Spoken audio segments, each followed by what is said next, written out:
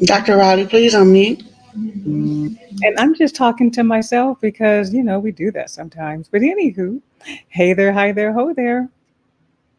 And it's summertime, it's Saturday. Hope you all are staying cool and hydrated. And so, welcome back. All right. So, we have another interesting topic again, part two. Before we get there, why don't we talk about some updates here at Cayenne Wellness Center? So, hey, the talk of the town, the upcoming 16th annual Sickle Cell Disease Educational Summit here in LA, California.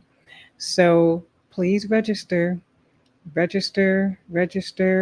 whether you can attend in person or virtually, register.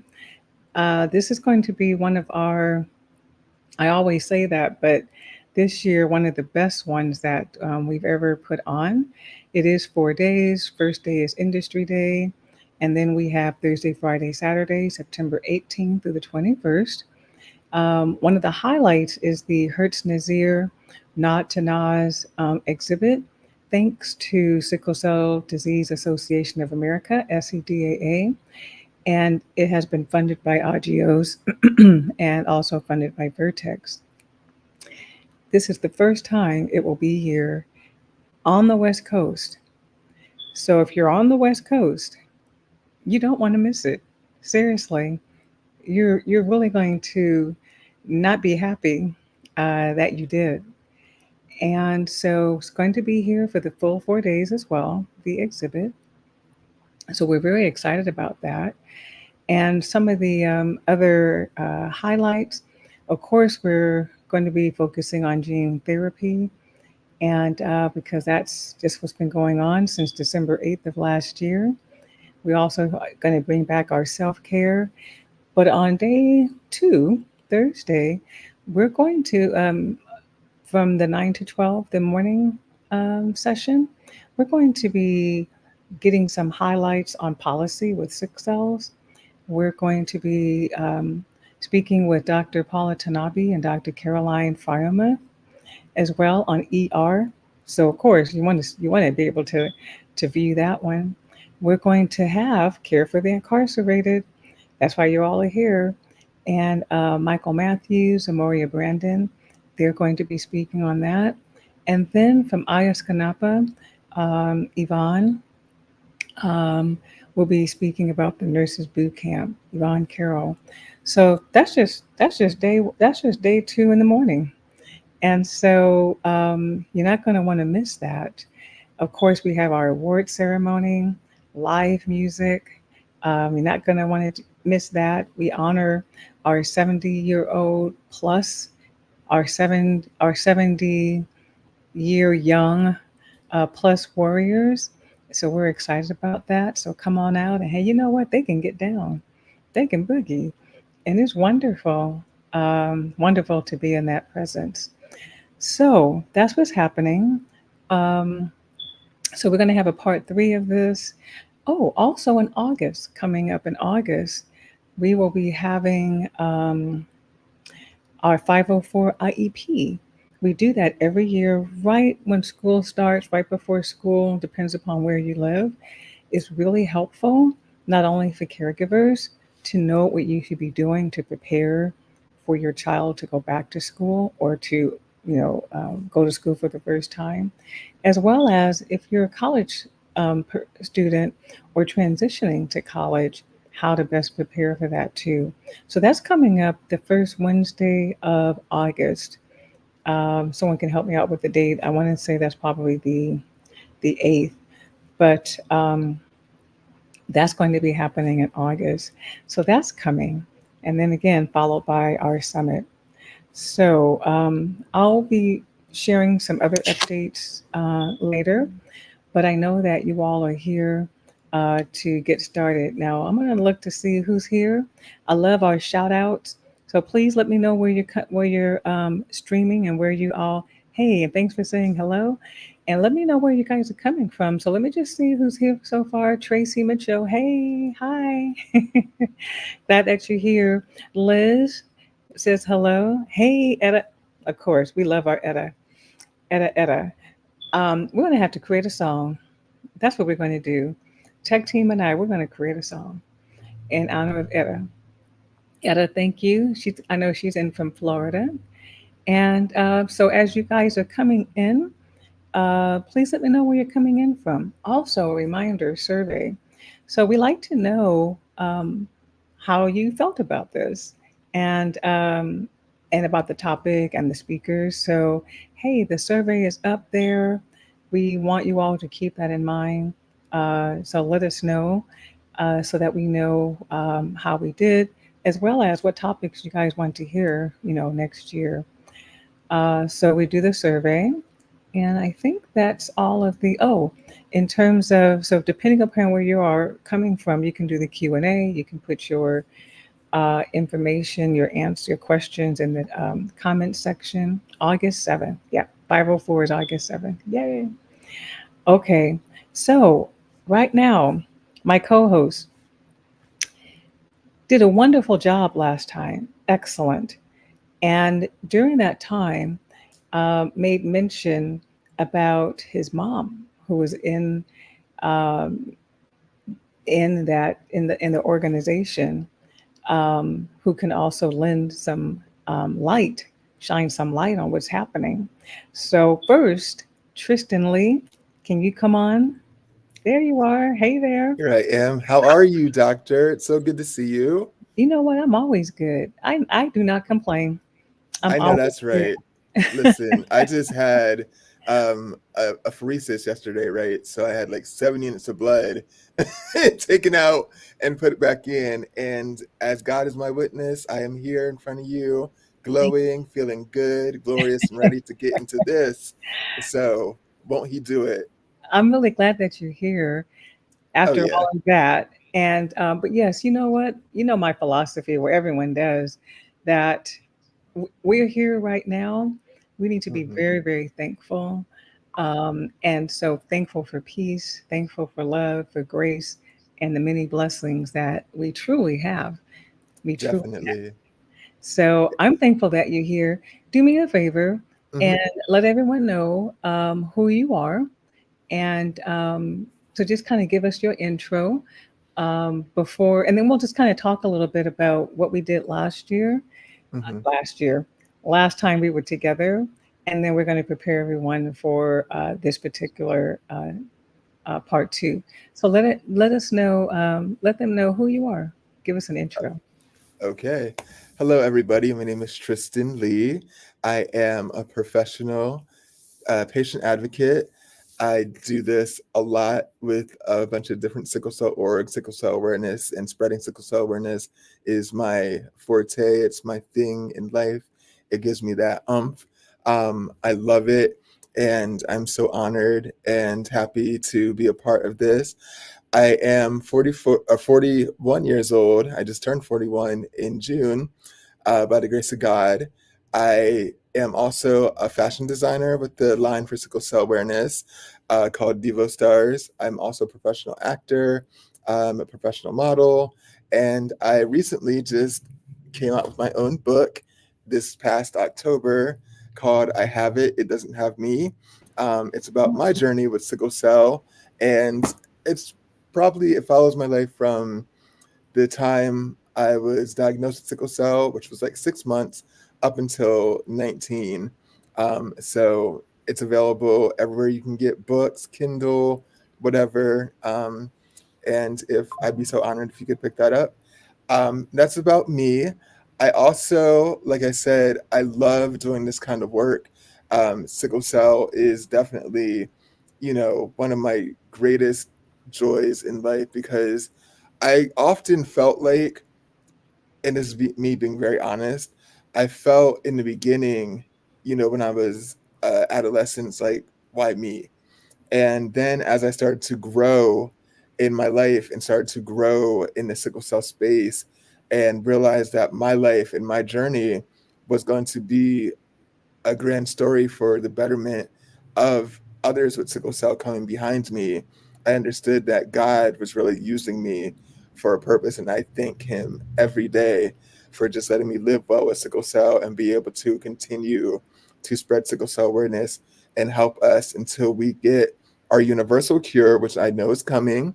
And, I'm just believing in that. And like I said, it is my honor and my pleasure to be a part of these conversations and always just to help spread sickle cell awareness anytime I can. So just thank you guys for having me. And I'm so ready for this conversation. Of course. So, and thank you. And I like again living well with sickle cell. We want everyone, um, warriors, caregivers, to understand that we want everyone to live well with sickle Mhm. cell. Oh wait, does someone have a birthday today? Oh, I think Ada was saying happy birthday to me because I said my birthday was in June. Oh, okay. Thank you, All right. Etta. And I'm a June birthday too. Etta, Etta, a. That's the song. Okay. Etta, hey, hey. All right. Well, let's remind everyone. So, how do we even come to this? Part of it is I've been thinking long about this, Mhm, literally over 5 years, not knowing how to crack it. What do we do? We know that unfortunately there are times that a person might have to go to jail or in prison, mhm, and that person might have sickle cell. And I was always curious, and I think namely because the warriors that we take care of, then all of a sudden they're not there for us to take care of. And I always wondered, so what's going on? Are they being treated well, worse than, better than, what have you? And I remember having the conversation with CDC, Mary Houlihan, and Susan Policonis, and now Jacqueline at SCDC. What do we do? And I know mhm. that numbers and data drives being able to do the research and hopefully get funding. But first, we need data. And so, Mhm. how are we going to collect that? How many people truly have been in prison and have come out, or go to jail, have come out? What was their experience like? No one talks about it. Right. And then, unfortunately, those who are not able to talk about it because they're no longer here. So this is something that we need more information. And I Mhm. so part of it was my finding out that Michael and Andrea Matthews, their organization, they actually do something regarding care for the incarcerated. And so that led to, what do you all do? So Michael was our first guest last time, and he works also with Samoria Brandon. So we had a conversation about just how they operate. And and I don't believe in reinventing the wheel. So part of it was being able to get a template, work on a template. During that conversation, you also mentioned your mom, Yes. having been in the system, having a Mhm. story to tell. And so we said at that time, let's bring your mom on. So Miss Lee is here. So let's bring her on and Yes. introduce your mom. And then Miss Lee, if you can introduce yourself as well. Sure. Of course. Hey, Mom. So, everybody, this is my beautiful mother, Deborah Lee. She is here today to speak a little bit on the topic because she was a prison guard for 17 years, I'm going to say. I feel like it was 17 years. She's retired now, but through her experience in dealing in that system, she has actually seen, people come in and out with sickle cell. And she's here to talk about one experience in particular that she had with one of the inmates, and the care that they received and how it was. So you're kind of getting a behind the scenes look, and how it actually is for them in the system from, a firsthand experience. So Okay. thank you so much for being here, Mom. Thank And if Sure. you want to Thanks introduce for having yourself, me. it's all yours. Yeah. So Miss Lee, if you can introduce yourself, but I want you to start I want you to start from the time they come in until prayerfully they leave. um, so that we can truly understand what that whole process is like. But if you can introduce yourself and then kind of give us a behind the scenes look. Hi, everyone. My name is Deborah Lee. I'm Tristan's mother. Um, I'm a professional sickle cell warrior's mother. That's what I can go with. Yes. Yeah. I have two children, Tristan and Koya. Koya is 30, Tristan's 41. I worked in a state prison for 17 years, um, and I've seen people come and go. Um, a lot there. And I have had one particular inmate that I was very close to, and she had sickle cell. Is it okay for me to go into the story now and just tell you Oh what yeah, basically? well, I do want to. We do want to hear the story, but I like details, so I want to know when they come in. Like, how do you all even know that they have sickle cell even before? Like, when they come in, is it on their record, or do they have to mention it? Can you? I do want to hear the Yeah. details, but I really want to know when they Hmm. come in and walk through that. What Okay. is for someone who has? I mean, some of us only have only see TV and movies. Yeah. What is it really like when they Yeah. first walk in? Okay. When they first come in, they're assessed. They come through and they are assessed, and they're assessed in every aspect of it, medically. Um, Now, they don't do like blood tests, so it would have to be known, that you have sickle cell. You would have to tell them that you have sickle cell. And as we know, a lot of people don't, and we're experiencing that right here in our town. A lot of people don't want to, say that they have sickle cell. So, Mhm. in the jail, well, I worked at a prison, and that's basically how it works. They are brought into intake, and they go through all the necessary actions that they have to do in order to figure out where they're going to place this person, what unit they're going to place them in, and that sort of thing. So, basically, that's just how that works for the most part. And then they go to a unit, and that's where we're actually. And I had a unit of how many was in that unit? 172. Um, Mm. and she was one of the girls that was in my unit. Now, I worked at a female prison, so it was just strictly females. There was no male there except for the guards, of course. But I worked at a female prison, so I can't really speak on the males and what they may go through. But I can tell you about the inmate that I had. Right, because that even being just one of 170, like Yeah. that's insane because Hmm. I mean everybody in that unit has to, when it's time to get medical care, of course has to go through that process, but then having something like sickle cell on top of that, like I'm sure it's just like bottom of the totem pole for that person who is needing desperate care, you know? Absolutely, absolutely. And for, I seen where they just treat everybody the same. In the prison, they have no. It depends on the type of person that you are. They don't. They have the tendency to kind of like just deal with basics, and that's about it. To me, it kind of seemed like what a lot of our warriors talk about in the bigger cities. How they may bring it to their attention, and they may not know nothing about it, so they just feel like they're just seeking drugs. It's just the same thing. And the inmate that I had was going through the same thing. So it's basically like that. That's how they're treated. They don't believe them. To them, you're just an inmate. It hurt me to my heart because I, I love the job. But and I also love and care about people. And I looked at my job differently than a lot of the other ones did. I was there to help the people if they needed me.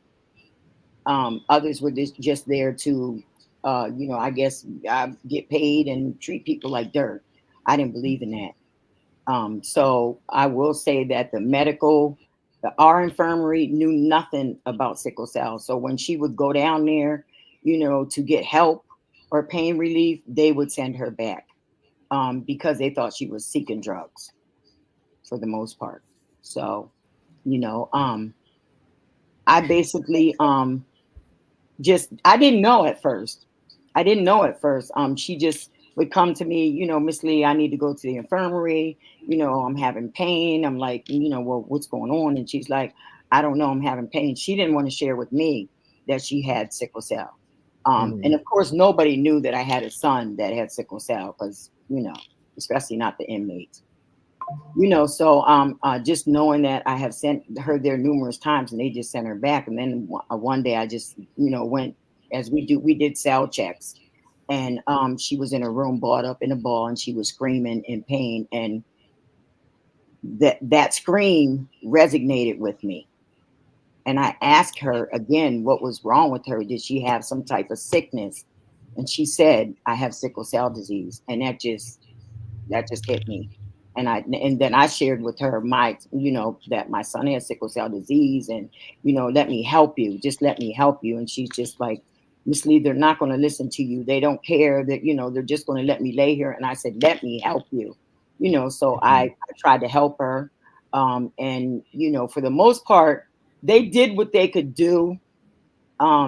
They basically left it up to her to make sure that she hydrated herself and those type of things. But I did bring in some literature for them, so that they could understand kind of what she's going through, and that she's not seeking drugs. She just really, really is in this pain and she needs help. And I don't know to this day if they still even have the literature, but I did what I could for her, and it seemed to get better for her. It really did seem to get better for her. Well, I have a question. So once she revealed and you advocated, did they then give her pain medication? They gave her as much as Tylenol. If she needed to go to the hospital, they would take her out to the hospital. Okay, so that seemed to have improved now that Yeah. they quote had a diagnosis. And they had the literature that I had given them. Yes. Okay. So Mhm. how long, I don't know how long she was in, but from the time she needed to go until you began to advocate, what period of time was that? Um, she was in for 2 years. Two She years. was in for 2 years, and she came into when I met her. Like at first, they go to a unit. We call them the blues, and that's when they first come. They all go to that unit. So then once they do 90 days in the blues, then they would come out to the regular units, and that's when I met her. When she was, after she came out of the blues, that's when I met her. But it wasn't until maybe 2 months after that before, she spoke up and told me what her situation was. So I may have spent I'd say about maybe a year with her Mm-hmm. in my unit, and then she did she did end up leaving. So Okay. she did her full amount of time and then she left. So it sounds like, and again, it's just like um, not being in prison, people don't want to share what's really happening. Yes. Once they did, not knowing, and thank goodness she had you. Hmm. Someone Right. who And she understood, says that all she said that all the time. seriously, and then brought in literature so that they didn't just turn her back around and say, go back, but she was able to get it escalated to go to the hospital. Hmm. Mm-hmm. Yeah. Yes. Okay. Yeah, Yeah. because even in like the prison, like Tylenol, as we know, that's just like a band-aid, you know what I mean, for our Hmm. kind of pain that we deal with. So that right there is just like so minute compared to what actually needs to be done. And then on top of, the conditions of the prison or of, the place, like Yeah. the way it's cold, the way it's, Hmm. dirty and just unsanitary. Like, these people, God help them when they go through this, because it's just like with sickle cell, we have to be leery of so many different factors. Mhm. And it's just such a godsend that you were there to help, Mhm. and I hope that to this day, she's doing well and out, and living her life. But I also Mhm. hope that if there's anybody else that is in that situation, that the literature that you took in is now available and able to be passed on to whoever else might be there now, and they Mhm. can administer the same help and care, because it's just, I couldn't imagine. Well, It's I have a couple of questions because you mentioned the blues. I'm sure it was called that for a reason, because they're in there for 90 days. So mhm. I'm curious, um, about if the person needed. So if this person was aware of their triggers and they needed extra blanket, would they have gotten that if they had asked? No. Okay, so that's concerning. And then Mhm. you mentioned about water, hydration. Do they get as much water as they want to or need? I mean, is it readily available? Yeah, they have a sink in their cell. So they can get water out of the sink in their cell. Oh, okay. Mhm. Yeah. So in terms of blankets, you get what you get and you don't get any more. Yeah. And Yeah, okay. and so it was always a 1 for 1, and that was only on a weekly basis. So Wow. you had a blanket for a week. And then what Mm. happens? You get And another then one, you switch and you get a clean one. but you don't get additional. No. But No. now um the way that some of the inmates work, because they're the workers, they're the ones that do everything. They do the clothes, they do everything. And a lot of times for payment, they'll give you an extra blanket if you pay them. That's how that worked. So, but then we were when we did our cell checks and things like that, we had we would have to go in and check cells and stuff, and if there was too many blankets in there, we would have to take them out. Wow. Yeah. Mm. Wow. Hmm. Wow. It's I just, have some questions, but I want to just check real quick the comments to see what's going on. And so, okay. So Tracy is asking you, Miss Lee, what capacity were you working in the prison? What capacity? I was a corrections officer. Okay. I wasn't, yeah, I wasn't a psych tech or case manager or officer, none of that. I was just a corrections officer. And I wouldn't just say just, but yes. Okay. Well, Good. And another question from Etta is, what about if someone has had asthma and sickle cell? So hmm that's a I'm good sure that you've question. had people who have had asthma, hmm but what if they had wound up having both? Again, um, they they would would have have to, to when relate they, that, right? yes, yes, because the asthma, they would have the pump. They would Hmm. have their pump with them. Hmm. They The would be inhaler. allowed to have their pump with them if they needed it. Okay. Hmm. Okay. Wow. Good. Yeah. And then Renee is asking, is there a medical? Oh, good question. IEP. Wow, medical IEP for inmates. IEP.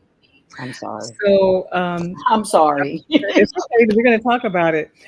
Um, that's really interesting. So I said at the top when we came on that we were having our 504 IEP individualized educational plan that we need for students, right? Hmm. And so was there an individualized plan once the person relayed that they had sickle cell? Was there an individualized medical plan? And it sounds like no. Nonetheless, Yeah. Yeah. No. that facility had to me some connection with the CBO or some organization to Hmm. share information about sickle cell. Hmm. Then this IEP did not occur. They don't Yeah. know. Okay. No. And Wow. what I want to just stress is that we live in Pennsylvania, Uh-oh. right?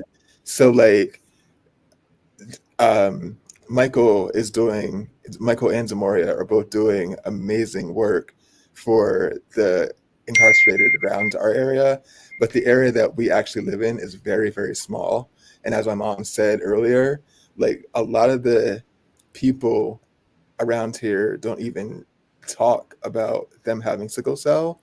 So for this prison systems to know how to even care or be acknowledged and aware of a person with sickle cell in that system is probably few and far between. Because I know in the past we have had to go to the ER and educate them about how to make sure it's 15 minutes 15 minutes or less when a person comes in with a crisis for sickle cell, and that's our ER. So we're talking about the prison system now up here, and I'm sure like that's just, you know what I mean. So I mean, that's a good fact and good question, though. Like, we should have a IEP for these people. And that would be perfect too. I really often, well, I know Tristan would never be in a situation, but I often, thought about, after she left, I often thought about her, and I often thought, how can I, bring this, even now, like bring this back into the prison system? Do I need to visit? Do I need to, do a seminar? Do I need to do something so that they understand about sickle cell? That has always burned in me.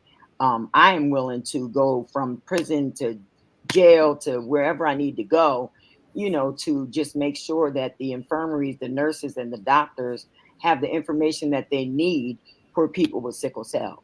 And to understand also that it's just when they say they're in pain, they're in pain. And Yes. something needs to be done. And Etta is actually saying, yes, ma'am, you should do that. Thank you. So I want to go back. You said these doctors and these nurses, and we find that it's just that way out here, not being in prison, that doctors and nurses don't know as much. And then even with organizations that do advocate on behalf of warriors, sometimes you get a doctor or a nurse who's willing to listen. But then others are steadfast and they think they know, and they do not budge on what they're going to give, which is really nothing. So did you have interactions with the nurses and or doctors while you were there? I was able to. Okay. I was able to. And how open were they? I mean, I know you didn't have that conversation, but just in terms of you being there, how open do you think that the system is? And then you're only talking about one place, but how open do you think they are to making some adjustments on behalf, to learn about sickle cell? How open do you think they are? I feel like if they see it a lot, like they would be open to it, because they don't know. I think that, like I said, in the male prison, they probably see it a lot more. But at the prison that I worked at, there wasn't many at all. And like I said, I only knew of one, but they were open to me having a conversation with them about what I know. So they were open to that. Now, I hope that they're still. I mean, I hope they're tried and true as far as as far as their word and taking care of these people that really with sickle cell that really need the help. They were open to it, and I'm sure I feel like all institutions would be if they really don't know much about it. Sure. It's So, important. so when you guys do your assessment, I'm surprised. I mean, I understand this young lady didn't mention it, but she had an opportunity to mention it at the beginning during the medical assessment, but she didn't. Um, I'm curious what kind of questions are asked. Just the typical questions, They would ask, is there, do you have any sicknesses? Is there anything going on with you? And she probably just said no. Okay. Mhm. But mind you, now when they come upstate, we call it upstate. When they come to state prison from jail, um, jail should probably already know and maybe pass it on. But if Mhm. jail doesn't, which they probably don't because they don't care, then it would be up to the inmate. So Wow. but they ask they just ask the typical questions that we're asked, and they do the regular assessments that we're all asked when we go to the doctor. There's a question, but I'm going to have a part two to Tracy's question. Tracy says, how do they handle other medical issues? I want you to answer, but I also want to know specifically about cancer. Mm. They they did the bare minimum. They do the bare minimum. And as far as cancer, oh wow, they would take them out when they needed to go out. They would transport them out for their chemo and things like that. They transport them out to the hospital is Okay. basically what they do. Yeah. So they were, so it sounds like if the person needed transfusion, perhaps they would have been Hmm. taken out as well to get their transfusion. Okay. Yes. Okay. And Yeah. then, And so this leading to other questions like, so if a person was on hydroxyurea or oxbryta or those particular medications, can they continue those medications, which help them to, for some, it helps them to not go Hmm. as frequently? Can they That still do that? that was always a concern of mine, and I really because I know that hydroxyurea really helps Tristan. mhm. So I don't know. I even as far as I really can't say whether or not they give like narcotics there. I don't know. Like the purpose or the stronger drugs. I Mhm. really don't know. Yeah, because there was never like in the infirmary is like a different part. There's never Yeah. like I remember when I was a volunteer, like I used to have to pass meds and stuff, but I don't think in the prisons and all that there's like a person that is like responsible for going around passing stuff. So it's probably No. like if you don't They call it a med go line. Yeah. right, if you don't go there, you probably don't get it. And since hydroxyurea is, I take mine every night.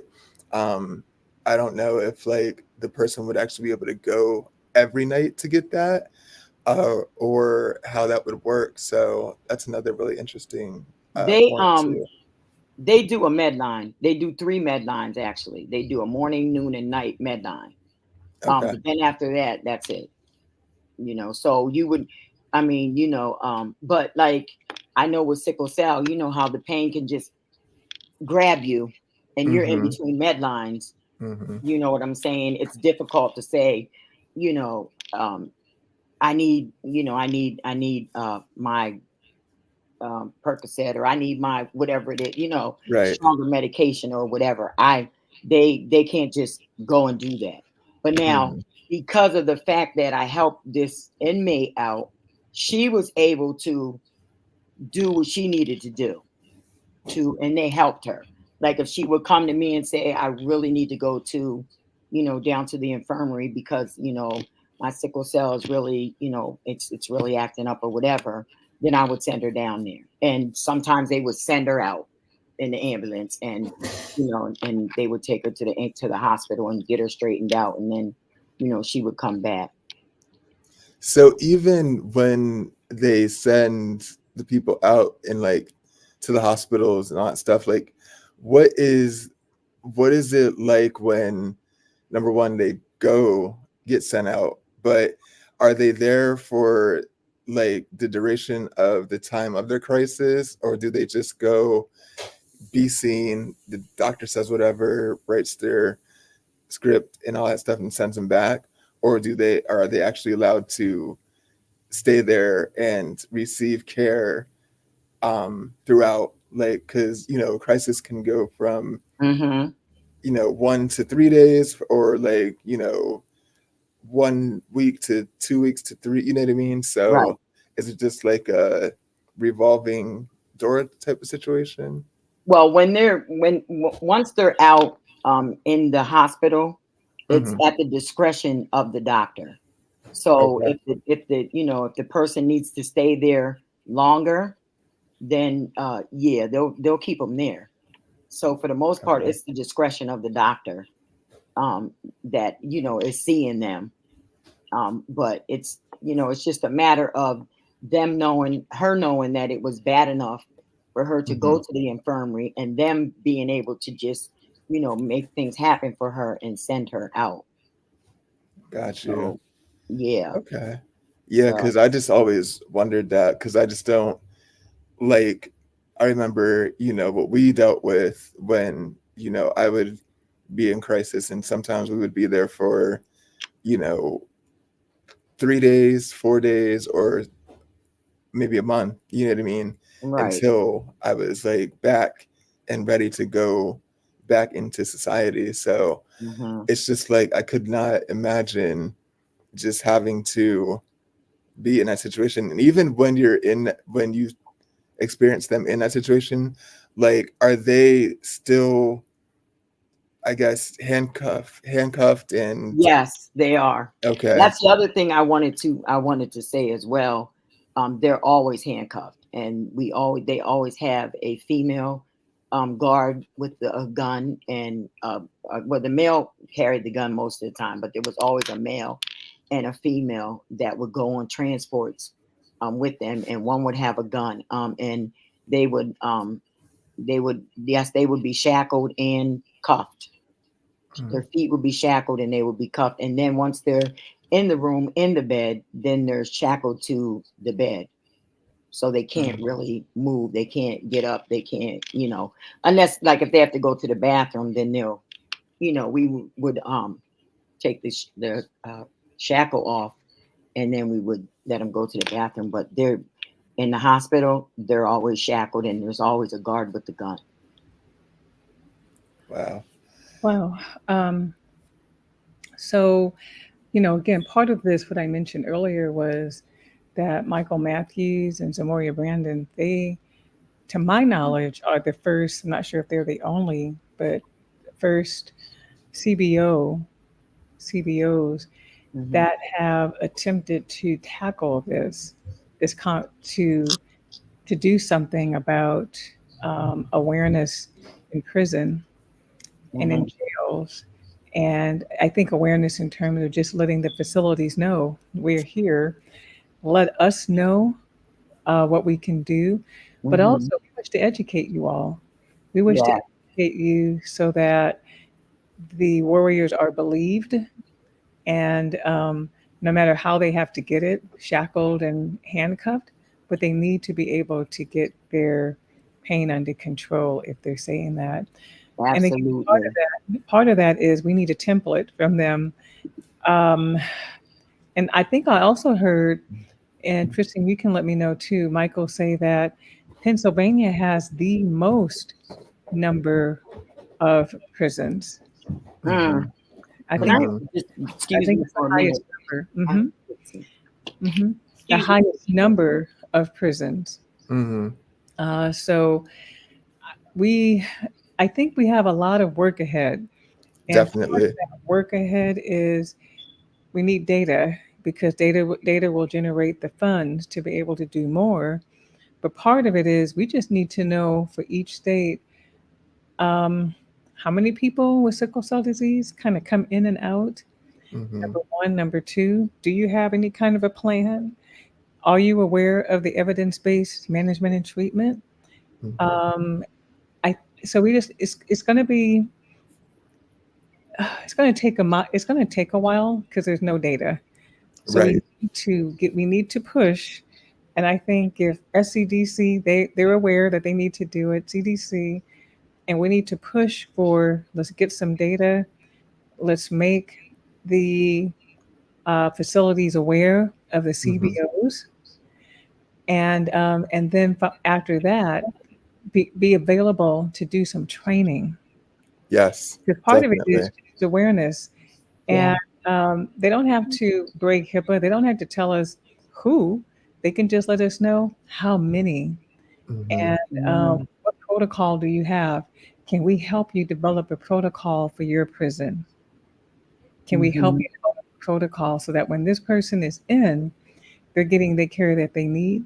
We're not trying to shorten their time, but we're trying to have their time be where they can finish it and walk Right. out, Right. Mhm. and not die in prison.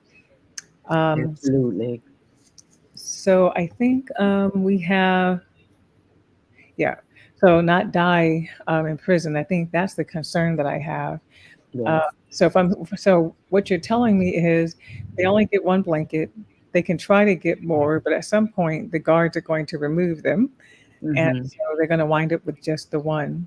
Mhm. And so my It, thing it, I'm sorry, but it's they're very. Our prison was very unsanitary too. Mm. The And food. even the blankets are like paper thin, like tissue, right? They're not like Well, they can get a heavy. wool blanket or a cotton Okay. blanket, one or the other. Yeah, but okay, but unsanitary. yeah, yeah. Because like I said previously, the inmates do everything. They do the cleaning, they do everything. So, it's not really that. It's not very clean at all. Mm. It's really not. And that's another issue for Hmm. someone, that has sickle cell. That's another issue. Mm. Right. Because Yeah. we, as sickle cell warriors, there's so many different types of like infections that we could Yes. possibly Yeah. catch, so it's always just like to be somewhere that's just unsanitary is just a no bueno. Mhm. Like I couldn't. Mm. So And it's just to just. be locked in a cell. Hmm. And I can't remember the circumference of the cells, but I know that they're not very big at all. To be locked in, to have to ask for permission, to and more than likely, if you want to be, if you, it's kind of, it goes like, if you know that you don't feel good, you have to put in a slip to go to the infirmary, but that would be the day before. So that doesn't really work for someone with sickle cell, because like I said, the crisis can pop up at any time, Hmm. and for them to have to, put in a sick slip, they don't know if they're going to be not feeling good tomorrow, or if they're going to have that serious crisis tomorrow. They don't know that, so Right. that's one of the ways that I, actually help my inmate, because I would have to call down there for her and let them know, does she have a sick slip in? No, but the situation. She's in crisis and she needs to come to the infirmary. But the sick notes get put in the day before. So let's go back to unsanitary conditions. Hmm. If a person wants to have those Clorox wipes, can someone give those to them? Are those acceptable and allowed? No, not Clorox wipes. Yeah, I was gonna say because they have alcohol in them, right? So Well, and not that's only why. that, they have they give them cleaning rags, and they can buy stuff off of commissary to clean um, better than what the actual what do we call them? It's been a minute. Than what the initial person that would clean. They can actually buy their own like soap, but it wouldn't Mhm. be like Lysol or something with a lot of chemicals or whatever. Like No, it'd just be antibacterial and antibacterials and stuff like that. yeah. No, it'd just be soap. And then Hmm. you were going to say something about the food. Oh yeah, and the food. What about it? The food isn't. It's not nourished. It's It's not nourishment, the proper not nourishment nourished. that Yeah, people should proper. be. So are you saying it's Con- ultra processed? Yeah, for the most part. And the inmates make that too. So And now so, they can order stuff on commissary though, and get things, but it's really not, it's not anything healthy. And you so, know, some prisons have gardens. Your prison didn't have a garden where they can. no, they didn't. No, we didn't have a garden. They might have one now, though. I don't know, but we didn't at the time I was there. Mm. Yeah. Mhm. Hmm. I just Well, really feel for a person with sickle cell in jail, in the prison, because it's just they're just not going to get the help that they need, unless they have. And I used to tell a lot of people that had somebody in prison to make sure that you keep in touch with them. Make Yes. sure that you know that they're okay. Make sure that you advocate for them because, if you don't and you just, oh, well, they're in prison, then people are very nasty. Guards can be very nasty. All sorts of things happen. You want to keep in touch with your loved ones when they're in prison. Yeah. Well, that leads me to quote to being pen pals or something, Hmm. uh, Hmm. because we don't. That's what I'm saying. Sometimes uh, I'm only going to use California right now because that's where I'm at. And our community health workers stay in touch with our people monthly. They do follow ups. Hmm. And every once in a and I meet with them. And every once in a while, I'll say, I haven't heard you talk about so and so. And Hmm. so I want you to do a deeper dive, find out what's happening with so and so. Yeah. So my CHW spoke to the wife, and then the wife was able. So we call the emergency contact, and the wife was able to say, "Oh, so and so is in prison." So we didn't know, and so Hmm. now we do know, but I'm not familiar with whatever the protocol at this point. So, Hmm. um, what's your thoughts about pen pal? I mean, pen pal of people that you may know, or pen pal of people who you don't know, but they have sickle cell, so that's the connection. What are your thoughts about that? I just feel like it's very important. I think it's very important to, like I said, just to stay in contact with with your people. Hmm. Um, mhm. and hopefully they're open to be able to let you know what's going on with them, what's happening if someone, there's a lot of fear for an inmate when they're in prison. They're fearful of being they're even fearful of being nice with officer, like a corrections officer. They're fearful of that because then they get called, they get labeled, and then things start happening to them. So it's just a real different kind of dynamic, to the Mm. point where it's just so important to keep in touch with people that family members or whoever, pen pals, friends. It's very important. It's very Right, because important. having an advocate is always just, important, Yeah. period, in general, for not only sickle cell disease, but any type of And disease, yes, So, absolutely. yeah, checking on your people Hmm. is key, at least, once a week if you can. Hmm. Hmm. So I'm going back to the pen pal. So let's just say we don't know. They won't tell us. But if someone asked, uh, how many people with sickle cell do you have in prison at your particular prison, and Hmm. they came back and said three, and so at that point we don't know names, and we Hmm. say we want to be able to write to these three people because we don't have a name, but we're just writing, and so we have to trust that they're going to forward the letter, but from that point.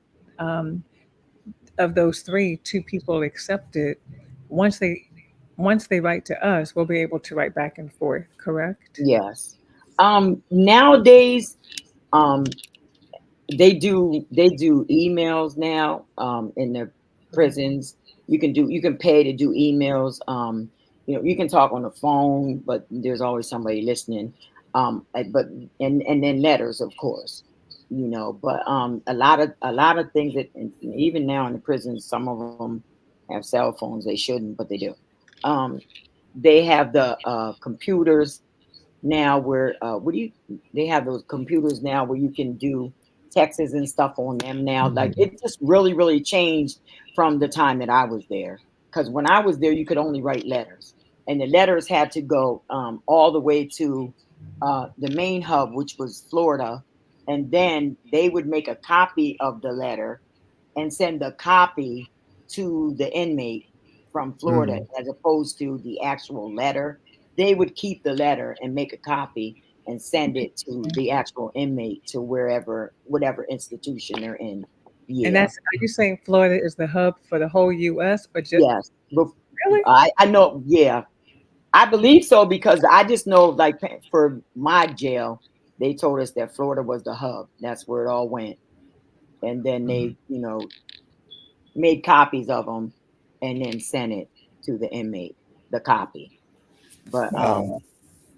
now, from what I understand, they do email and stuff. You can do email, and I guess you can pay money to do email. So I don't know how it works though, but Hmm. yeah. Okay. Wow. This has been really insightful. Thank you so much, Mom, for You're welcome. coming on and just helping us better understand like the insides, the background. Thank Um, you. I Thank know the you for people in the having me. chat have, greatly appreciated this and are just so energized. So just thank you for your time. Thank And you for having me. Oh of yeah, course, and we're not done yet. okay. Um, no, no, no. It has been enlightening because for so many we don't know. You can't always go by Mhm. what's on TV and the Yeah. movie. So we don't know. Yeah. But I'm this whole thing about reach out and touch. Um, I kind of want to circle back again because I think that might be helpful. Um, Mhm. Mhm. Mhm. there's so it seems like there's two parts. One, educating the system, the nurses, the doctors, the institution, but also reaching out and touching and letting someone know. Because I think even though there's emails and all of that, having something physical that you can read over and over and touch Mhm. it, snail mail is still good. And Mhm. Yeah.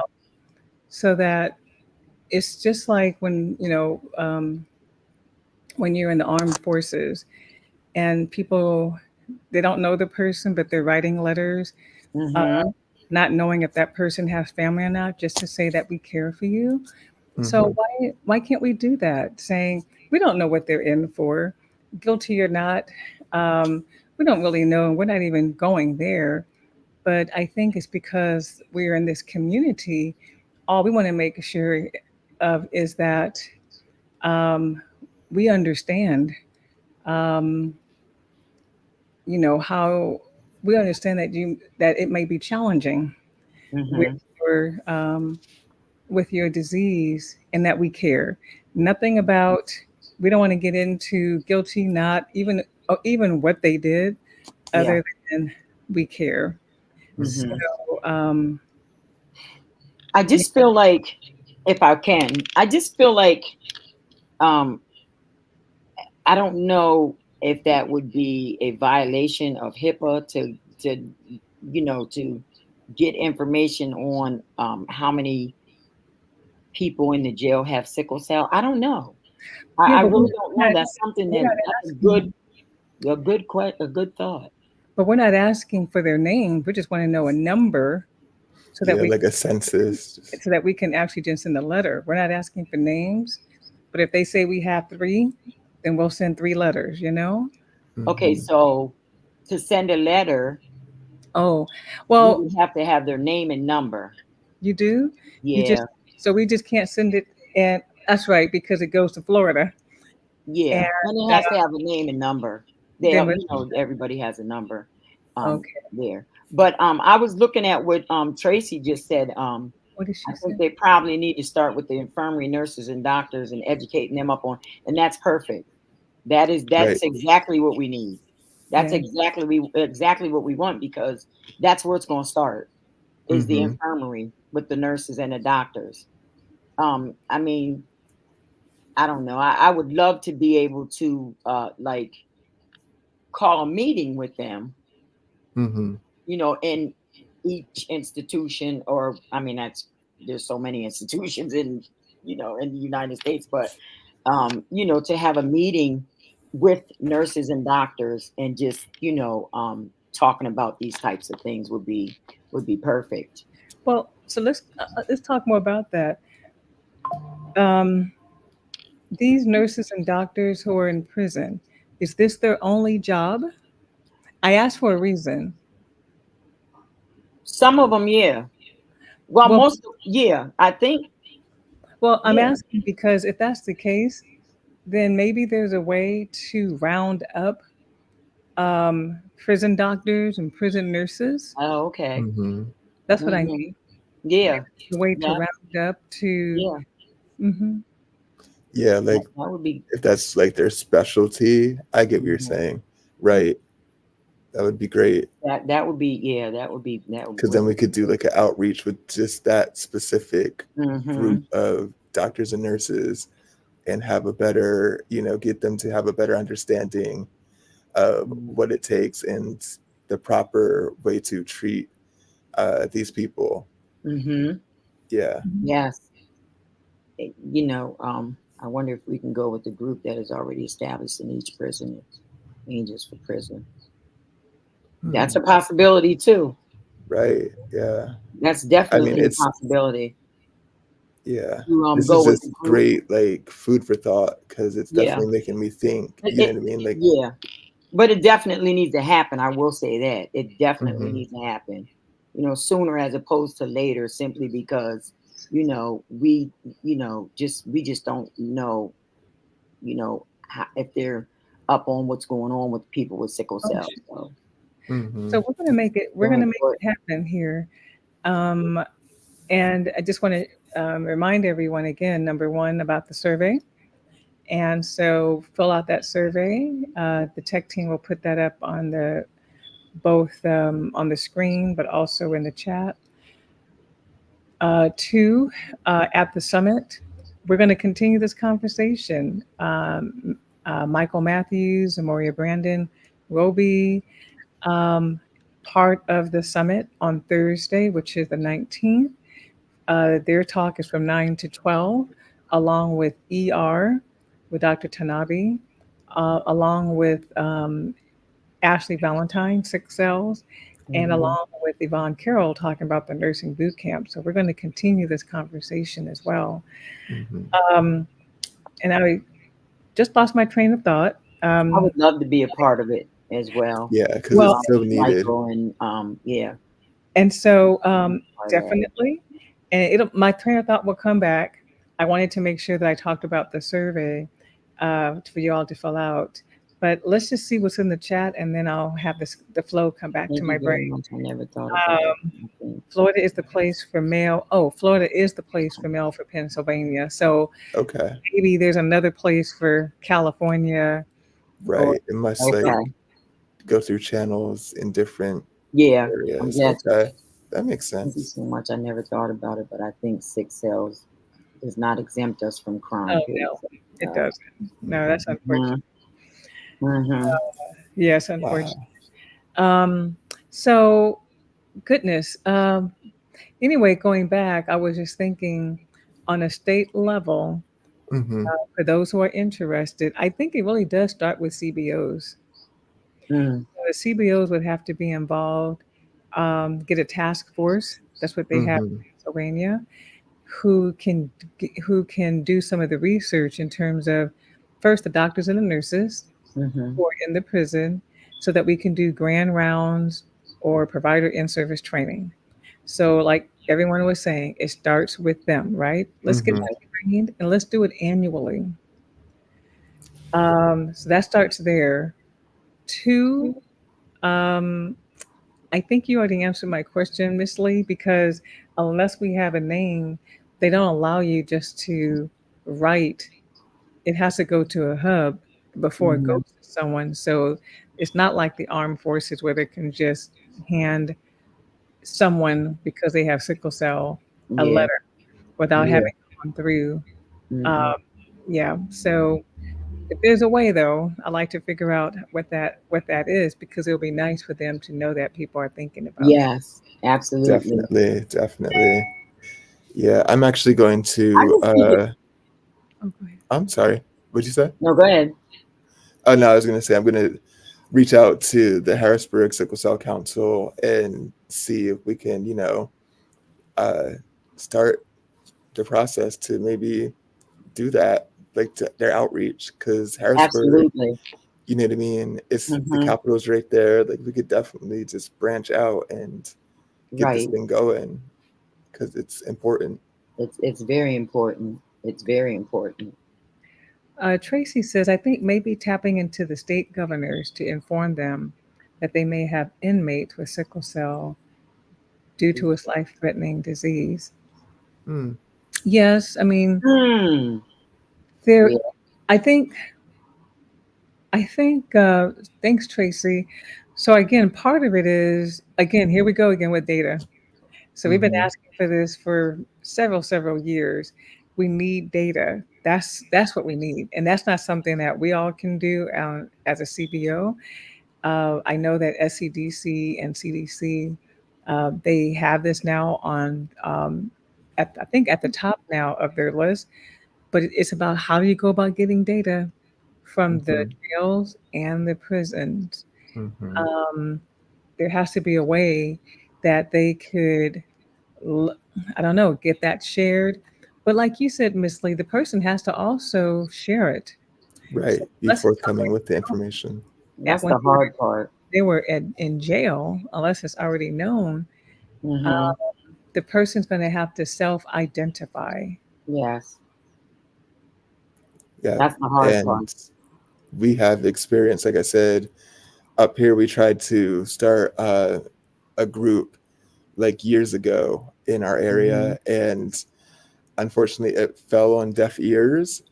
But I mean, I think now, um, especially with the big boom of, sickle cell awareness on television, from like Power to Supercell, you know what I mean? Like, I think maybe people might be a little more forthcoming with that information, Hmm. but even still, you know, we'll still continue to try our best to do our part too, and to help these Absolutely. people come out with it.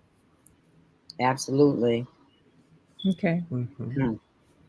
Wow, this has been very rich. Lots of information. I think, seriously, Miss Lee, many of us, unless you've been there, done that, it's new for us. Hmm. Yeah. I think the sad thing, well, of course, it's sad to get to be in for whatever Hmm. reason, but to, but for it, for you to let us know how nasty it is, really concerns me. Yeah. Hmm. And that concerns, oh, and the food. Well, actually, I had to say the Yeah. food. Me being plant based, the food.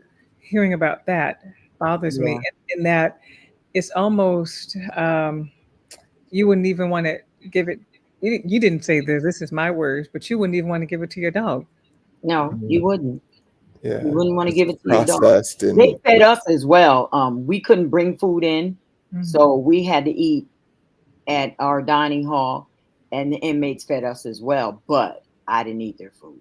I I was ate. going to say, you probably fasted during that time, huh? Well, I ate salad because I knew the salad was okay. So I yeah. made my own little salad when I ate there. So yeah, you just never Mhm. knew what was being So we put have to in have food. we have to have nutrition reform even in prison. That's a Yeah, whole nother thing. yeah. Yeah, it is. No, There's just seriously. so many layers. No, really. Once Now, we I get had in there. given my plant based, and having written a book on, vegan and food, I had thought about that. How, what can I do to go in prison and make sure that people eat healthy? But that was many moons ago. Mhm. And Hmm. so, and I Might think, want to revisit it. yeah, and Yeah. it would be great for those facilities that have their garden, because obviously the inmates wanted that. So if the Hmm. inmates wanted, I don't know if they're heard, But if you guys don't have a garden, part of that has to do, maybe that's what the inmates, they're not even thinking about that, maybe. Not sure. No. And I don't know if they have one like now, but Sure. they didn't back then have a Okay. garden. And the thing, I don't know. I could see them having a garden and trying to uh, steal the crops and Still? take it home, so take it to their room so they can have the best of the crops. Like Oh there's yeah, you know what I like mean? Like just have replant and I feel yeah, you. and then grab the most of what they can or whatever Hmm. instead of having it for the whole jail. They would take as much as they could, stuffing it everywhere, and then take it back to their room, and they'd sell it out of their room for whatever. Like Okay. it's a lot. It's So just that creates another they problem. sell everything Okay. Wow. for Okay. cigarettes. But that was then. I guess now they don't have cigarettes no more. So I don't know what's going on, but yeah. Okay. I guess But we're she talking about said, other so stuff. how would I? So how Okay. would So I ask a jail? oh, How would I ask a jail you, if they have? yeah, on an individual basis, probably, I'm not sure if they would, I don't know. Um, Again, that's something I'm thinking that has to be explored, Etta. But you're Mhm. right. Can a regular person, a CBO, call and say, "We just want to know how many people with sickle cell disease that you have at this time"? Right. We Just don't get like a general know the census. name. Hmm. I mean, it's worth a try. I mean, I don't see why not. I mean, I don't know if they would have the right the right data, but it's worth a try. Yeah, I because it really has to don't. come I from mean, the person or maybe the person's family member that knows. You know what I mean? yeah. So So I yeah. don't know. So I think this is going to be a collaboration again. Hmm. CBOs, data collection, sickle cell, SEDC.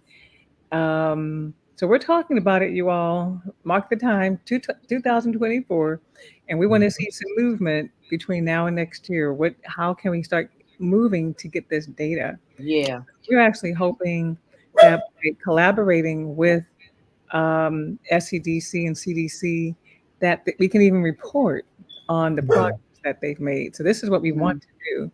So thanks, Mm. Etta. I'm not sure. She said she's going to call on Monday. You know what? Do that. Okay. No. Yeah. Yes. Yes, ma'am, Ada, Miss Ada. Yes. We And let love the us know. proactivity. I And love let it. us know. Hmm. Let us know. All right. Well, if you're just joining us, wow, we've been having this wonderful conversation featuring Miss Deborah Lee, Hmm. Tristan's mom, who's our co-moderator today for Care for the Incarcerated, part of our Diversity and Inclusion Part 2. And so last time we had Michael Matthews speak about what they're doing, their agency, and they're doing some good work. Hmm. And so they're going to be featured as well again during our summit in September. If you're just joining us, you could put your comments, questions in the comment or the Q&A. Um, and then also just to be mindful of the fact that we have a survey. So thank you. So we're going to continue the conversation. Wow, it looks like we've tackled quite a bit. And as you can see, there's a Miss Lee, there's a whole other job for you, huh? If you There is. The Yes. work is never done. it's never Mm-mm. done. And so, and I'm saying this to everyone out there who's hearing us, that here's yet another section that someone Mhm. can take on to be able to, gather this information. Mm-hmm. So, and we need data. So I'm going to keep saying it. We need data. We need data. We need data on care for the incarcerated. So, can we talk a little bit? And I'm not sure if either of us are aware of when people get out, but we had this conversation because I know of a few who've gotten out, And I think it's just difficult for those who actually do get out of prison in general and getting acclimated again. But I'm thinking that is that a problem for going into the hospital once you've been incarcerated and maybe you may have an ankle bracelet or something? Is that going to be even more of a challenge for them? It was already a challenge to begin with. Now they've been in prison and now they have an ankle bracelet. So is that even more of an issue for them when they come out? It really shouldn't Um, be. Oh, go yeah, ahead. I mean, I would assume that anybody who would walk through the door of an ER or a medical facility would, number one, be looked at as a person that needs care.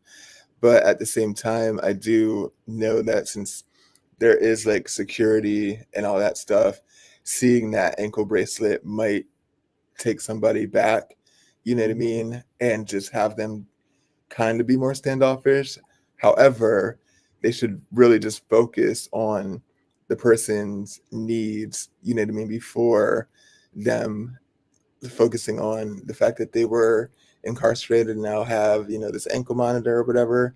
Like, it's just about the need of the person. But I think that that probably does play a factor, you know, and it probably does change a lot of how the doctor or the nurse want to, you know, deal, interact with people, which is unfortunate. So, yeah, that's another question. What do you Yeah, think, Mom? yeah, It's just unfortunate that, you know, people, I want to say like the doctors and the professionals in the medical field, they have the tendency to um, see the surface Mm-hmm. and not really want to dig into the inside. Mm-hmm. Um, so to see someone come in there with a ankle bracelet on, they should be treated. We all know that they should be treated, with respect, Equally, and yeah. they shouldn't be treated any different than anyone else, Mm-hmm. for the most part. So I would think that they would be treated just like anyone else, whether they have an ankle bracelet on or not.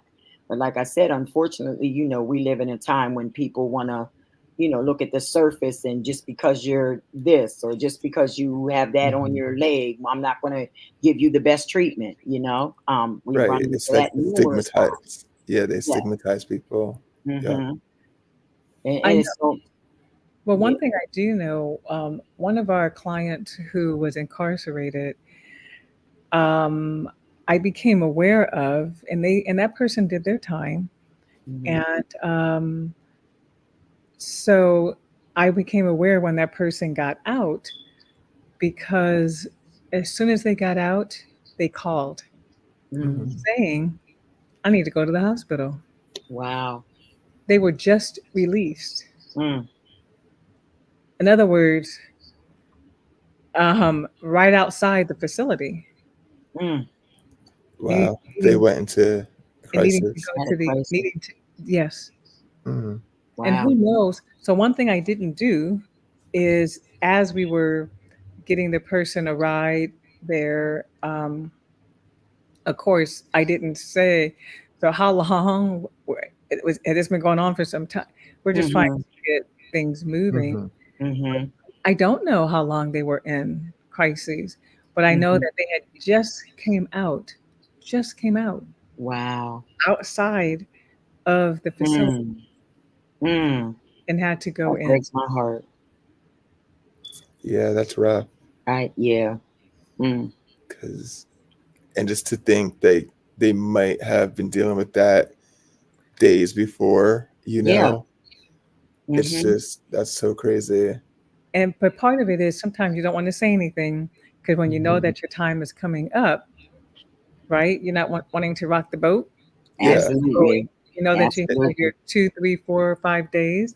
Um, hmm you just want to try to get through it and get out. But this Yes. this happened immediately, Mm. Mm. immediately. Mm, mm, mm, mm, mm. That was So a do you think it was like a change in like the weather, or was it just like a change in like just them going from being in that situation, because we know stress and Correct. all that factors into Absolutely. like our system Well, and like sickle given cell. given the time of year, it Hmm. was cooler out here, wasn't now. Okay. It was actually cooler out Hmm. here.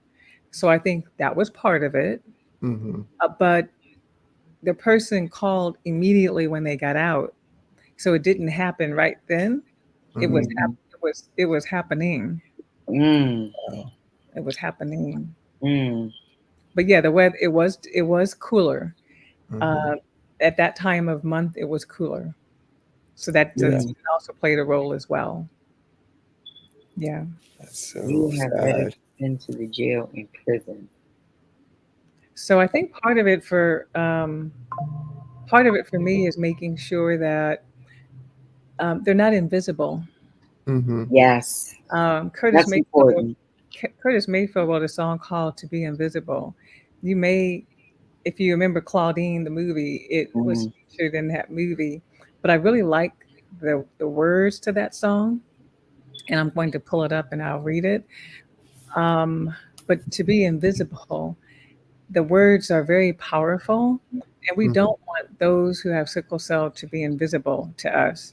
And I think that's where this all came from for me, is that um, out of sight, out of mind, and we really don't Right. Mhm. want that because we Yep. hope that they'll do their time and come back and Mhm. can reacclimate into living their best life, right? Hmm. Mhm. So that's what the concern for me had always been, that they're invisible, and I don't want that to be. Yeah, Yeah. because I mean, the community as a whole has been, it's called the forgotten disease as it is. So we've always kind of had to fight against that Mhm. and to, raise awareness as to where we should already have that. So to throw on top of, being someone who was incarcerated and now is being reacclimated into society, like that's just a whole nother fight that shouldn't even Yeah. have to be. So it's just, yeah, it's so important. And you are just, this is great. I am so thankful that you guys are having these discussions, have made Mhm. this, you know, Yeah. Yes, I program am and brought this too. to the forefront, because it's just, this is incredible. It And needs. I've learned so much throughout these past two that we've done, yes, that I'm like starting to get energized and want to, Mhm. advocate Yeah. even more thank I'm for right there with you. those people. you. Well, So, Mhm. I have the lyrics to be invisible, and listen, this was, gosh, had to be written in the '70s, but I just found Mhm. it's Curtis Mayfield, yeah, the 70s. so here it is. To be invisible will be my claim to fame, a man with no name. That way I won't have to feel the pain. Mm, Indispensable, just a plain old human being. Today don't mean a thing in a world that's so mean, mm, a world that seems not for me. So privately I'll be invisible. That way I won't have to explain a thing, if you know what I mean. I won't even have to be here on the scene. It's so ridiculous, but the strife and the bliss will go right on through me to have missed. All the things that hurt your soul, no one would ever know. They'd never know. Life so preciously just don't seem to be as free as they claim freedom to be. That's the word I like. mhm, Life so preciously just don't seem to be as free as they claim freedom to be. Things are going fast. To have found that all is in the past, to have to take what you can get, sure can make a heart upset. Inconspicuous, I must behave myself for somebody else who may have a little fame, fortune, and wealth. Is so ridiculous, but the strife and the bliss will go right on through. And then it repeats. Um, the words were powerful then. I think they're mhm. powerful now. Yeah, now, Whether yeah. you're incarcerated or not, I do believe that people with sickle cell feel invisible when they go into the hospital. They Yeah. feel invisible when they're in that ER room and might perhaps have to go and be, part of the inpatient. They feel invisible, and we're not as free as freedom, as the word freedom Mm-hmm. is. So that's just what comes to me as we have this conversation about care for the incarcerated. Mm-hmm. Wow. Okay. I know. I'm right there with you. Like, I am right there with you. My Wow. head is just spinning, and I have so many thoughts, so many. And like I said, I'm just energized, and I want to figure out what I can do to advocate and help, the incarcerated of Yes. the warriors, because it's just all that behind the scenes knowledge is just like sticking with me. And Yeah. I just Yeah. feel like I got to do something, you know? Yes, it motivates us. And, we can't be in all spaces. And if you feel that this is your space, then one of the things I'm hoping that those who are listening, and if you're part of a CBO, again, not no one person or agency can do everything, but Mm-hmm. hopefully, if this speaks to you, maybe this is something that you all can do. Mm-hmm. So, what I do want to find out is if we have any comments, and then find out some final remarks as well from Miss Lee, because of course, you uh, Did you see that? you have you have you have the inside. Now, Hmm. but let's just see. So, do we have any comments from those who Um, are here? And I do want to just say hello to those who may have actually joined us. I know Stephanie, one of our CHWs, she actually joined us earlier. So thanks, Stephanie, our mhm. Northern California CHW. So if anyone else has a questions, we're here to be able to take that. I Thank see Liz, excuse me, says having the media involved may also help. That's Ah, pretty good. Yeah. yeah, Mm-hmm. definitely. You're That's a good absolutely point. right. And on that note, I think local, just like anything else, you had to have relationships.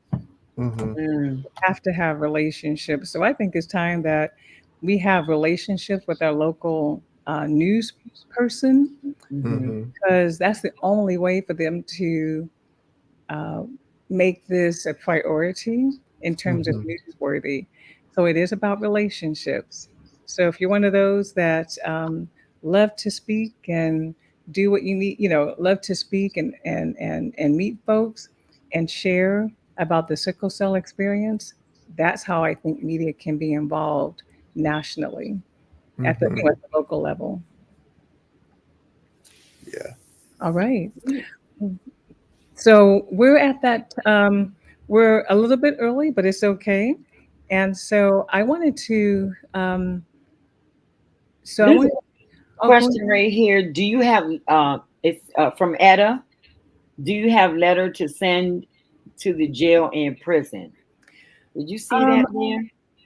I see it now, and we could create Okay. that. Do We you have? could, Yeah, we that's could a Mm-hmm. thought. create a generic one. I have no problem Mm-hmm. with that. A Yeah. generic one, we could do that.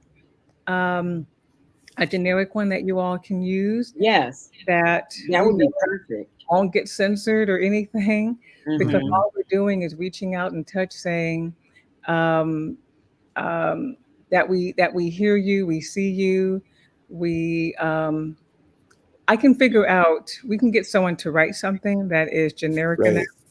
that just lets them know that they're being thought of, that won't Mm-hmm. get censored. So thank you. Thanks for catching that. Yeah. Yeah. Mm-hmm. I like Etta. She's such a light. She is.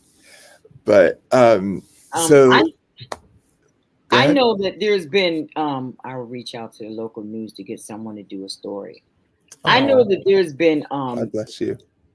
thank you, Etta, people that have did certain things at the prison, and they just got an approval from the superintendent to be able to go in and have a like a seminar of some of not even a seminar, like a lecture, a speech, or whatever.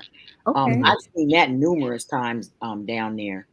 Okay. So reaching out to the superintendent. Yep, the Is the superintendent superintendent just part of that one prison or of many one prisons? prison. Yeah, they. I think the male prisons they call him a warden, but we just. I mean, she's our warden, but she's just a superintendent.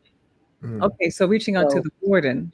the warden, The yeah, warden or the Which, so you superintendent. just or helped us reaching out superintendent, to the warden or the or the superintendent. And make sure superintendent. Yes, that absolutely. Okay. this is what That we're just wanting to that do. just fell on me. I don't. Yeah, that will be the people that you might want to send a letter to or talk to. Or Okay. see, it took me a minute, but I got it. Yeah, that Wow. was great. In perfect timing. It is.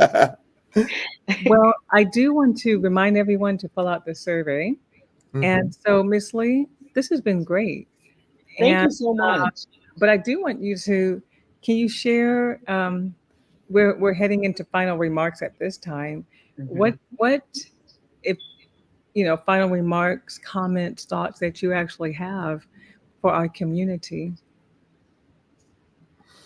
Um, I just want to say that I'm blessed to be a part of the community, and I want to be able to do whatever it is that I can do to continue to help people with sickle cell. And I feel like this is a great. We have had a great conversation. I've Mhm. always, ever since I, had this inmate and she had sickle cell, it has always burned in my heart, to know or understand what they're doing with people that have sickle cell in that are incarcerated. So I'm just grateful that we had this conversation, Mhm. and I just want to be able to dive in and help out in this area. So Well, thank you. I see that. Thank you. I see that Tracy says the County of Los Angeles has a program called Men's Reintegration Program, and Mhm. they have connections inside the jails and prisons. mm, Also, I'm not sure with high medical Also, workers say hi, medical worker inside the inside the prison that can prisons. give accurate inmates. Oh, Oh, okay. So is that like also say hi, say medical workers inside for medical prison? workers. Oh no, she said also they have we have. medical workers Okay. Okay. Okay. inside the prison that can maybe give an accurate count of company inmates come in with sickle So, cell. Just a okay. thought. Oh. So I think I don't know about that.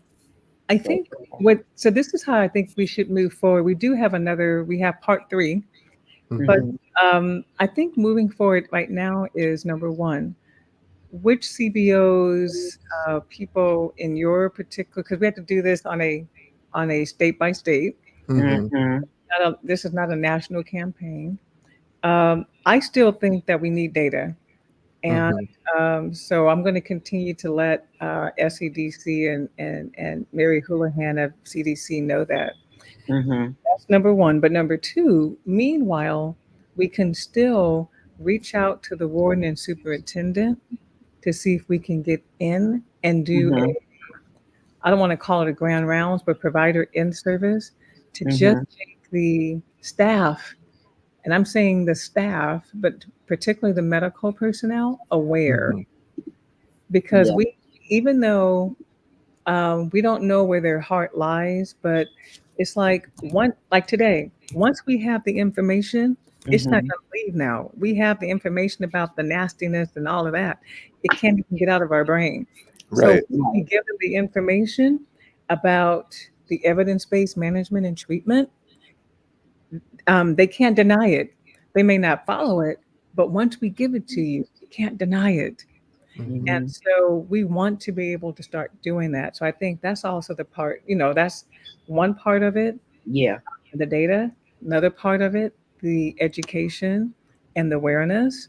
The third part, how do we make this human connection to the inmates so that they Mhm. know that there's some Mhm.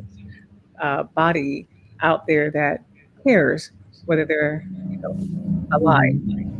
Right, and that's actually keeping boots on ground and doing the advocating for them so that they're just not lost.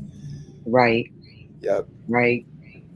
So, Tristan, I want to turn it to you, co moderator, to see what your final remarks, thoughts, questions, ideas that you actually have.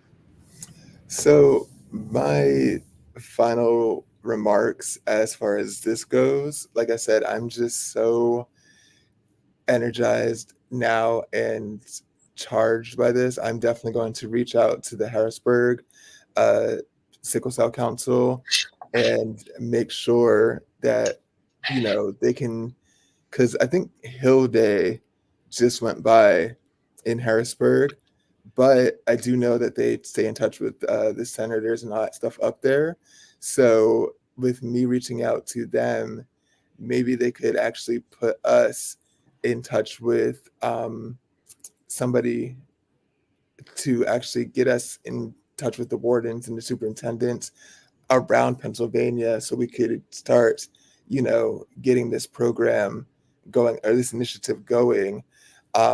And hopefully by 2025, we could really have something in Mhm. PA up and going. I know Zamoria and Michael are doing the great work in their areas, Philly and Pittsburgh. I just want to make sure that central Pennsylvania, like here, Mhm. and the other areas around us are Yes. also having the same kind of initiative happen. So I'm definitely going to reach out probably Monday and just talk to them and let them know what we talked about. Maybe if I have a clip of this, I could present it to them, and that would be more helpful, so that we could really continue, this conversation. And by next year or next time we have this conversation, on part 3, No problem. you know, I can Right. have a great update and we can really start seeing the work that has come, the fruits that have come from this labor. So, but again, thank you, Mom, for You're just being with welcome. us. And, Thanks for having me. of Well, let course, me just Nice meeting you, doctor. thank Great you. seeing Let, everybody. let me just say that all of these are being recorded, Mhm. and so they are distributed. So always feel free to just go to the tech team, that Okay. you know what the tech team is. But Mhm. this will actually be our newsletters come out the 1st and the 15th of the month, and we always have a recap. So those who are listening, you'll be able to view it again that way. But Tristan, you can also just get it from the tech team as well. Yes, I All would. right. So, hey everyone, we've had yet another interesting chat about a topic that is long overdue. Mhm. We've been made aware of just what our warriors go through, the conditions, but I think also the takeaway from this, there is work to be done. And Yes. Definitely. so, for someone who wants to take this on and work with their local CBO, I do want to thank you all. Okay, Renee, hey Renee, I will reach out to a neighbor who is a CO CO at CEO. at the our local local prison. prison. That would be Oh, wonderful. thank you, Renee. That's going to be helpful. Mhm. Very. Yeah, I want to remind everyone that we put this on with you in mind. And so let us know how we're doing. Please take the survey. I'm glad that you joined us this Saturday. I know it's hot all across the nation, so still Mhm. be, I hope that you're, cool down wherever you are, that you stay hydrated. Let's stay out of the hospital. Yes. Let's be on the no stress express, Yes. uh, Yes. No and stress express. um, I no love stress that. express. And so, again, I want to just say thank you for joining us. If you have not registered for our 16th annual Sickle Cell Disease Educational Summit, do so right now. And you can do that versus either virtually or in person. The time right now is to start registering. It is going to be in Torrance, California, which is part of LA. And Hertz Nazir Nod to Nas exhibit is coming. we're going to be featuring another care for the incarcerated as well. And we hope that you guys will see Tristan Lee and his mom there as well, in addition to Michael Matthews and Zamoria. So I do want to say thank you. And Thank with that, you. we are out. Have a Thank good you so afternoon. much. Have a good one, everybody. God Bye-bye. bless. Thank you, everyone. God bless.